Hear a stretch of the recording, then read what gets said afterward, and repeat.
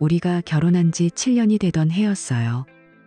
갑자기 민서가 트레킹과 하이킹에 관심을 보이기 시작했어요.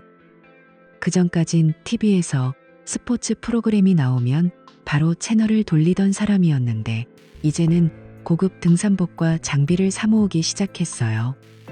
온라인 쇼핑이 아니라 직접 고급 매장에 가서 사는 거예요. 비싼 돈을 들여서요. 처음엔 나도 기뻤어요. 민서가 스트레스를 풀 방법이 필요하다고 생각했으니까. 그래서 주말에 직접 차로 데려다 주고 운동장까지 데려다 주기도 했어요. 민서가 웃으며 고마워, 준호야. 이게 나한테 딱 맞는 취미 같아라고 말할 때마다 나도 덩달아 기분이 좋아졌어요. 그런데 한 달쯤 지나니까 이 취미가 점점 과해지기 시작했어요. 민서가 이제 헬스장에서만 운동하는 게 아니라 실제 야외 필드 트립에 참여하기 시작한 거예요. 회사 동료들이랑 트레킹 그룹이라고 하면서요. 주말마다 집을 비우기 시작했어요. 새벽 6시에 나가서 밤늦게 돌아오고 어떤 날은 연락도 안 돼요. 내가 물어보면 민서가 짜증을 내며 하루 종일 햇볕 아래서 걸었더니 피곤해 죽겠어. 좀 쉬게 해줘라고 쏘아붙이곤 했어요. 그럴 때마다 나도 속이 상했지만 그냥 참았어요. 민서가 정말 피곤할 테니까. 그러다 민서가 갑자기 2박 3일 트레킹 여행을 간다고 했어요. 회사에서 하는 세미나 겸 팀 빌딩이라고 숲 근처 리조트에서요. 출발 전날 밤 민서가 짐을 챙기는 걸 봤어요. 등산복뿐만 아니라 새로 산 레이스 블라우스, 비싼 향수, 그리고 익숙하지 않은 속옷 세트까지 넣는 거예요. 잠자기 전에 머리를 새로 하고 화장까지 고치는데 결혼 후엔 그런 적이 없었어요. 나도 속이 불편했지만 그냥 잘 다녀와라고 말하며 참았어요. 근거 없는 의심은 하지 말자고 스스로 다짐하면서요. 다음 날 아침 내가 직접 차로 버스 정류장까지 데려다 줬어요. 민서가 창밖으로 손을 흔들며 곧 돌아올게 라고 외쳤어요. 그날 저녁 내가 메시지를 보냈어요. 잘 도착했어? 재미있게 보내라고요. 그런데 2시간째 답이 없었어요. 결국 전화를 걸었더니 민서가 황급히 받더니 지금 회사 회식 중이야. 나중에 얘기해라고 하면서 바로 끊어버렸어요. 다음 날 내내 메시지도 안 읽고 전화도 안 받았어요. 새벽 3시가 되어서야 겨우 메시지가 왔어요. 너무 피곤해서 일찍 잤어. 미안. 그 메시지를 보니 가슴이 철렁 내려앉았어요. 회식 중이라고 했는데 일찍 잔다니 이게 무슨 소리야? 불안감이 점점 커지기 시작했어요. 도저히 불안감을 참을 수가 없었어요.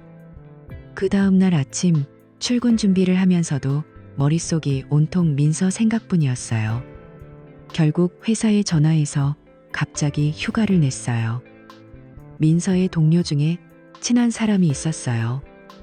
그 동료의 남편은 가족 모임에서 몇 번 만난 적이 있어서 연락처를 알고 있었어요. 조심스럽게 메시지를 보냈어요. 안녕하세요, 형님. 민서가 회사 세미나로 출장 갔다고 해서요. 혹시 그 동료분도 같이 갔나 해서 물어봅니다.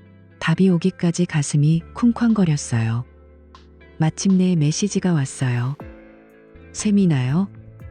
민서 씨가 이번 주에 고향 내려간다고 했는데 출근도 안 했어요. 왜요? 그 말을 보자마자 세상이 빙글빙글 도는 기분이었어요. 민서가 나한테 거짓말을 한 거예요. 손이 떨려서 핸드폰을 떨어뜨릴 뻔했어요. 그제야 정신을 차리고 민서가 보낸 사진들을 다시 봤어요.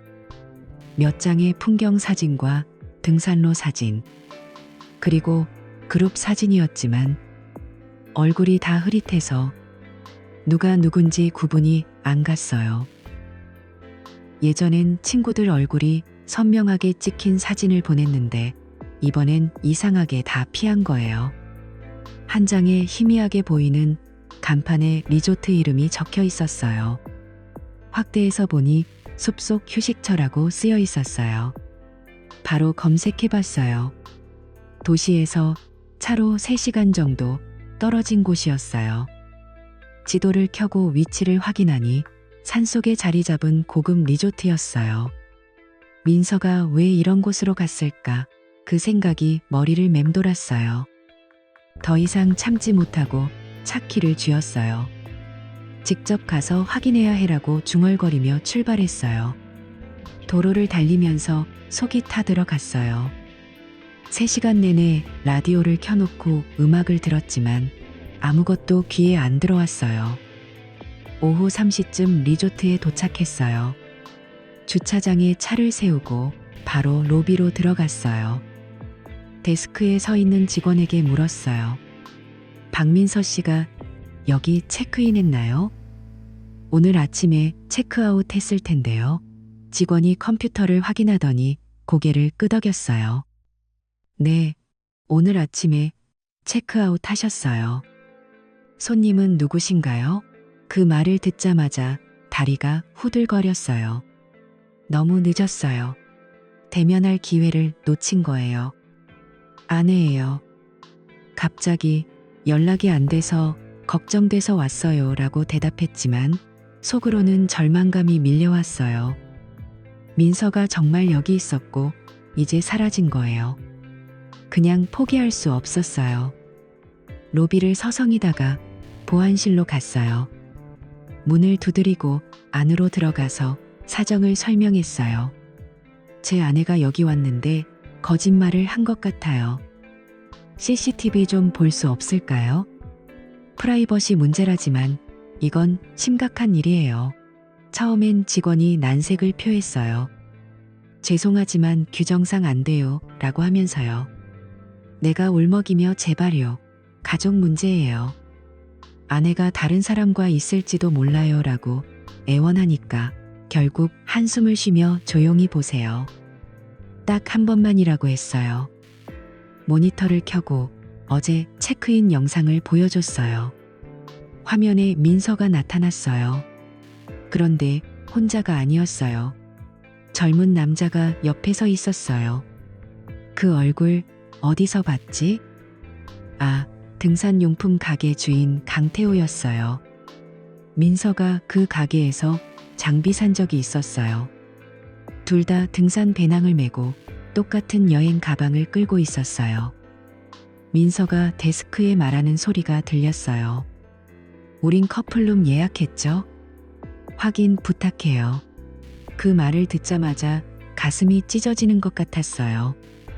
눈물이 주룩 흘렀어요. 이게 현실인가 믿기지 않았어요. 집으로 돌아오는 길 내내 눈물이 멈추지 않았어요. 핸들을 잡은 손이 떨려서 몇 번이나 차를 세우고 울음을 삼켰어요. 이게 무슨 일이야, 민서야라고 속으로 중얼거렸지만 현실을 부정할 수 없었어요. 도착하자마자 마음을 다잡았어요. 그냥 울고만 있을 수 없었으니까 법적으로 증거를 모아야겠다고 결심했어요. 민서의 노트북을 켰어요. 우리 부부가 공유하는 계정이라 비밀번호를 알았어요. 이메일을 열어보니 바로 눈에 띄었어요. 그 리조트에서 온 확인 메일이었어요. 2박 3일 패키지 예약. 예약자 이름은 박민서, 그리고 동반자 이름에 강태호가 적혀 있었어요. 웹 브라우저 기록을 보.